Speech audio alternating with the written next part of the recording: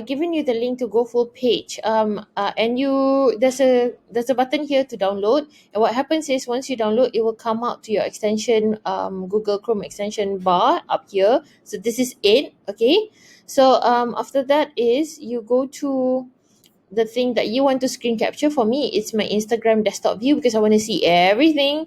Okay, so what I do is I just hit this icon, which is the go full page. Immediately it will take a picture, screenshot of my FB, LinkedIn, or whatever that I want to screen capture, and then there you go. So that's it. It has already captured the entire thing. You can do this for websites, whatever.